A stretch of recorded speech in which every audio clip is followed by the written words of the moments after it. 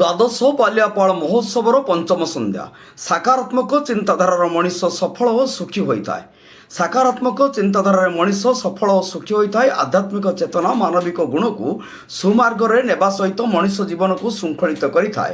ଉତ୍ସବ କମିଟିର ବରିଷ୍ଠ ସଦସ୍ୟ ଶ୍ରୀ ଗୋବିନ୍ଦ ଦେବାଶିଷ ପାତ୍ରଙ୍କ ଅଧ୍ୟକ୍ଷତାରେ ଅନୁଷ୍ଠିତ କାର୍ଯ୍ୟକ୍ରମରେ ମୁଖ୍ୟ ଅତିଥି ଭାବେ ବାଲିଆପାଳ ତହସିଲଦାର ସାଇ ଶ୍ରୀ ଲୋକନାଥ ପ୍ରସାଦ ସେଠୀ, ମୁଖ୍ୟ ବକ୍ତା ଭାବେ ସେଉଠୁ ଆରମ୍ଭ ଖବରକାଗଜର ସମ୍ପାଦକ ଶୁଭେନ୍ଦୁ ଦାସ, ସମ୍ମାନିତ ଅତିଥି ଭାବରେ ଗ୍ରାମ ଉନ୍ନୟନ ବିଭାଗର ସହକାରୀ ନିର୍ବାହୀ ଯନ୍ତ୍ରୀ ଇଞ୍ଜିନିୟର ଅବନୀ କୁମାର ରାଉତ ଯୋଗ ଦେଇ ବକ୍ତବ୍ୟ ରଖିଥିଲେ।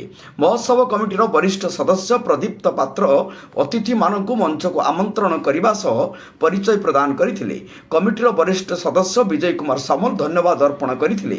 ବିଳମ୍ବିତ ରାତି ପର୍ଯ୍ୟନ୍ତ ନୃତ୍ୟ ସଙ୍ଗୀତ କାର୍ଯ୍ୟକ୍ରମ ଦର୍ଶକଙ୍କୁ ମୋତୁଆଲ କରିଛି।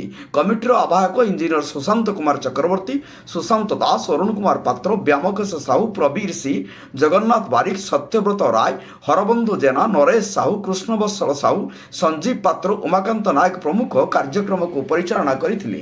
ବାଲିଆପାଳରୁ ଜ୍ୟୋତିରାଦିତ୍ୟ ପାତ୍ରଙ୍କ ରିପୋର୍ଟ, ଜନତା ଏକ୍ସପ୍ରେସ।